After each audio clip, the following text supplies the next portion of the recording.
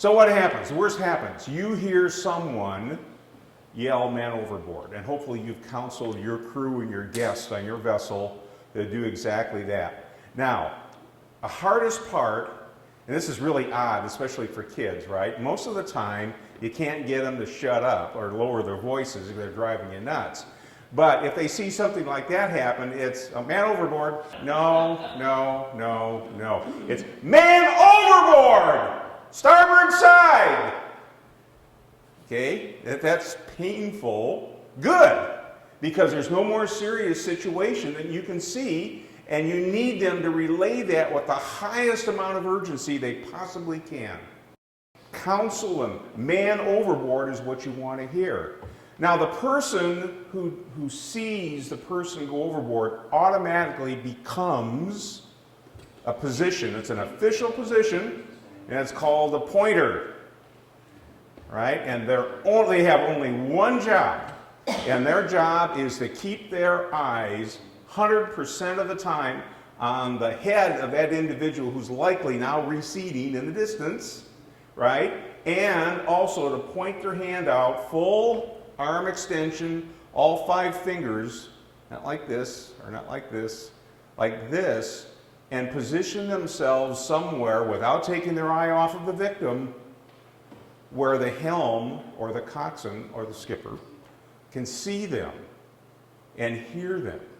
Now, it may be on some of your boats that you've got bulkheads in the way, and this is where other crew members can help.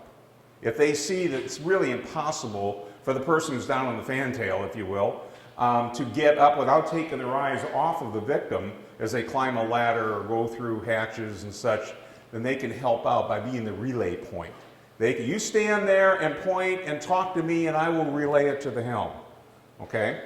So the pointer continues to do that until the victim is pulled back aboard. They never, ever, ever take their eyes off of that victim. That's the most important job. Almost everybody else is going to be involved in initially assisting, identifying where that person went.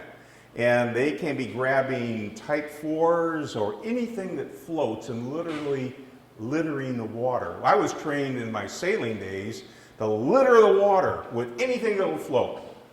The cushions in the cockpit, everything is fair game, but get it out there on the surface of the water so your helm has a chance to identify where that person is. So you want to get things out there that the helm can see, and the side benefit is that the individual in the water, if they're conscious and can aid in their recovery, might be able to swim to one of those things and help them stay afloat. Especially if the water is rough, the current is strong, the seas are high, all that's battering them. And the water is cold, my gosh, their chances of surviving, even if they have a life jacket on, are really challenged. So, you've got a pointer, and now the rest of the crew has littered the water with stuff, and they're going to get ready to be the recovery people. They're going to follow the guidance of the helm, who's going to tell them what side of the vessel they're going to attempt to recover. They'll tell them where on the vessel to recover. We're going to go down to the swim platform and try to drag the person in. You're going to use the low part where we've got low freeboard and go over the side and bring them aboard. We've got a boarding ladder. Whatever it is for your boat's going to be special. You need to figure that out in advance. Where is your primary recovery place? Where's your backup recovery place, if that works? And all this assumes that the individual can aid in their recovery. Now, the skipper and the captain is probably the busiest of all the people, right? Because as soon as they hear man overboard, the first thing they're going to do is mash the button that's either called man overboard button or it's a location button on their GPS. Almost every boat's got something these days. If not, you have to depend on the things going over to the side. But almost everybody's got one, and if you don't know how to use it, please learn, because it's incredibly important. It will be your breadcrumb trail back to your victim in the water. Okay? So every GPS has one of some sort. They don't all call them MOB buttons, but that's generically what they become known as. Okay? The other thing that he's going to do is immediately press the danger or initiate the danger signal, which is 5 short blasts. Thank you. 5 or more short blasts. Really, 5 or more. You can press them until the cows come home, but it's at least 5 short blasts. The third thing that the skipper's doing in all this, so he's smashed the MOB button, he's blown 5 short blasts, and now he's on the VHF contacting, hey, you've got your channel assigned, right, that everybody on that parade is supposed to be tuned into. Man overboard, let everybody know, coming to a halt or turning to starboard to recover or wherever you're going, whatever you're doing, to let everybody know. Now, if you hear that from a different vessel, you're not the one encountering that, chances are you're going to immediately slow down and probably come to a stop, right, and just see what's going on. Always, skippers, know where your person in the water is in relationship to your stern.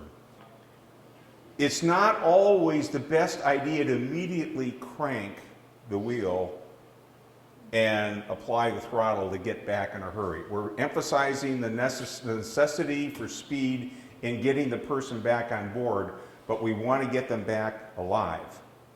And sometimes the best thing to do is momentarily stop and assess the whole situation. Do you have enough room to turn? If the person has gone over on the starboard side and there's enough room to safely maneuver, the shortest time to get back to the individual will be to go around on starboard. But you have to assess the situation. We're at North Portland Harbor. Not always the greatest idea to go to starboard, right? So you have to know where you are and what the circumstances are. Frankly, it may be the simplest, especially for Christmas ships and your speeds, to stop the vessel, and the individual most likely can swim back to your vessel. And so you throw them a line and assist them in coming back to the boat. When you make your approach to the individual, assuming that you've got to get back to them, let me ask you this. Let's just say that they're 50 feet behind you, and you determine, hey, it's really not safe to turn. I'm just going to back up to them. Right? Bad idea. Bad idea. You never want to be in a stern propulsion with a person back there. If you miss them, just stop and let them catch up. If you miss them on an approach, go around again. Do not back up. Okay? Never, ever, ever back up. When you make your approach into the prevailing conditions, if possible, if you have enough room to do so. So it could be wind, it could be current, it could be seas, and keep enough speed to keep control of your vessel. When the person in the water is in proximity to the boat, by the time they get to my bow, all the power's off, and I'm coasting. And by the time that they get amidship on my beam, I'm dead in the water, and that's where I want them to be, is dead in the water. And then let the recovery people maneuver them to the point where you want to bring them back aboard. And then you don't have to worry about propellers turning or anything of that nature, okay? Whether or not you leave engines in neutral or turn the engines off, we leave it in neutral only because if we have to get underway again for some reason, you run the additional risk of having to restart your engine, and sometimes they don't start. So, but the main thing is make sure that you're in neutral, okay?